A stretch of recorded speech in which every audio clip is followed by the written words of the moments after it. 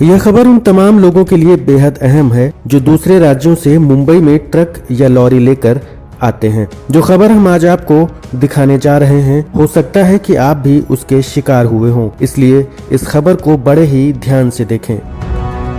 ठाणे शहर का यह मुंब्रा इलाका है। बेहद ही घनी बस्ती और भीड़ भाड़ वाले इस इलाके में ट्रैफिक की समस्या काफी आम मानी जाती है। बड़ी गाड़ियों की वजह से स्थानीय लोगों को दिक्कत न हो, इसलिए सरकार की तरफ से मुंब्रा बाईपास का रास्ता बनाया गया है, जिसके जरिए अब बड़ी गाड़ियां शहर के अंदर और बाहर आती जाती हैं। लेकिन इन गाड़ियों के साथ अब नई किस्म की लूट का सिलसिला शुरू हुआ है। आरोप यह भी लगा है कि इस लूट में बाकायदा ट्रैफिक पुलिस के कर्मचारी भी शामिल होते हैं।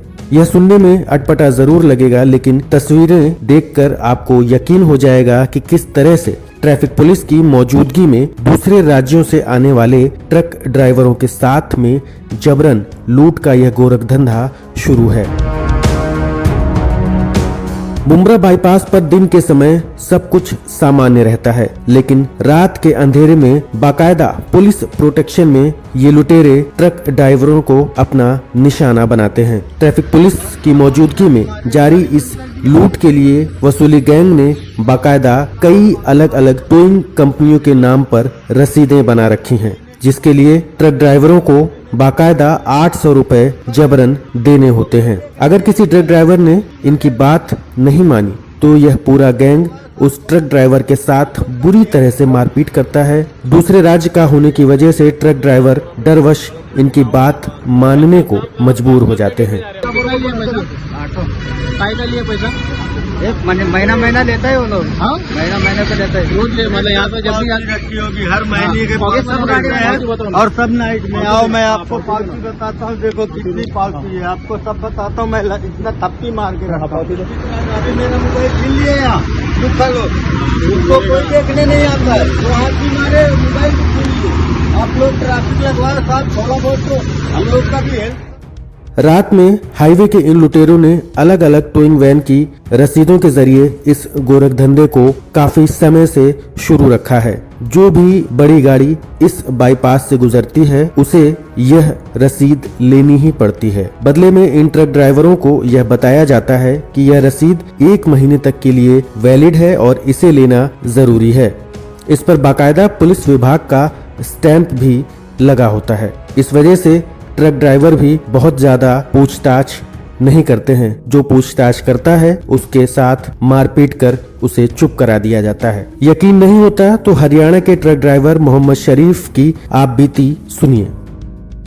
कहाँ के रहने वाले हैं? हरियाणा हिसार। क्या हुआ है ये 800 रुपए की जो वसूली, इसके बारे में बताइए, कैसे हुआ, क्या हुआ? 800 रुपए ले रहे हैं, गाली गलौज दे रहे हैं, मार पिटाई के लिए कर रहे हैं, डंडा पंडा कर रहे हैं। पैसा दे भाई, परमिट दे भाई, हमारे को पैसा लगता है, 1 महीने का पावती है ये, ऐसा बोलता है जी। आपने कहा अगर जैसे नहीं दे रहे तो? नहीं दे रहा तो गाली गलौज करता है जी, मार पिटाई करता है, डंडा मारता है, गाड़ी को मारता है। मोहम्मद शरीफ बताते हैं कि ये वसूली गैंग जबरदस्ती 800 रुपए की रसीद देता है। इस गोरख धंधे में वसूली गैंग के साथ ट्रैफिक पुलिस के लोग भी मिले होते हैं। यह शिकायत किसी एक ट्रक ड्राइवर की नहीं, बल्कि इस हाईवे पर रात के समय में कई ट्रक ड्राइवर आपको मिल जाएंगे जो इसी तरह की शिकायतें रखते हैं। 800 रुपया कई के लिए पता नहीं सर, क्रेन का बोलते हैं, 1 महीने चलेगा। अच्छा, और ये अपना क्रेन लगाए थे तुमको? नहीं, क्रेन नहीं, वैसे रोक के ले रहे हैं, सबसे ले रहे हैं। इधर आप वैसे भी जाके देख लो, बाहर की गाड़ी को देख के MH नंबर से नहीं लेंगे, बाहर की कोई भी गाड़ी उसको। इन तस्वीरों को एक बार आप गौर से देखें। जहां कैमरा इनकी जद में पहुंचता है तो ये लुटेरे किस तरह से कैमरा देखकर भागने लगते हैं। इधर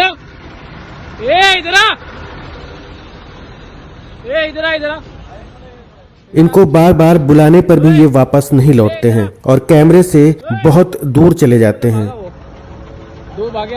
जो लोग कैमरे के सामने रुकते हैं वे सीधे सेटलमेंट की बात करने लगते हैं। गाड़ी नहीं ला, मैं उनको क्या बोल रहा है, तुम आ जाओ, कल बातचीत करेंगे ना। जान दो अभी। भाई क्या दे रहे पैसा? पैसा क्या दे रहे? पैसा 800 रुपए ले रहा है। काय का 800 रुपए? क्या टोचन का पौती बोलता है? टोचन का पौती। जो लोग आपको तस्वीरों में दिखाई पड़ रहे हैं ये वसूली गैंग के सदस्य हैं और पास में ही आपको ट्रैफिक पुलिस के कर्मचारी भी नजर आएंगे। तस्वीरों को देखकर मामला खुद ब खुद साफ हो जाता है कि किस तरह से लोगों की मजबूरी का फायदा यहाँ ट्रैफिक पुलिस महकमा और यह वसूली गैंग उठा रहा है। इस तरह की हरकत से न सिर्फ महाराष्ट्र राज्य की बदनामी होती है बल्कि महाराष्ट्र पुलिस के ऊपर भी बदनुमा दाग लगता है। लेकिन इन लोगों को न तो राज्य की इज्जत की फिक्र है और न ही पुलिस विभाग की। इन्हें तो सिर्फ रात में होने वाली मोटी कमाई की फिक्र है। इस मसले पर जब नवभारत टाइम्स ऑनलाइन की टीम ने थाने ट्रैफिक विभाग के डीसीपी बाला साहेब पाटिल से बातचीत की तो उन्होंने बताया कि यह शिकायत उनके कानों तक भी पहुंची थी, जिसके बाद उन्होंने इंटरनल इंक्वायरी का आदेश दिया था। इस इंक्वायरी में 2 ट्रैफिक कांस्टेबल दोषी पाए गए हैं जिन्हें लाइन हाजिर कर दिया गया है। आगे इस तरह की घटना न हो इस बात का भी पूरा ख्याल रखा जा रहा है। हालांकि इस बात की भी जांच की जानी चाहिए थी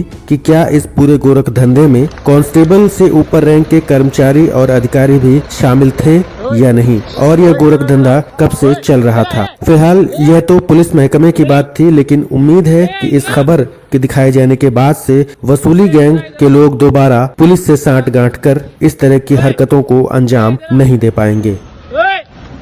उधर भागा वो 2 भागे, उधर 3 भागे।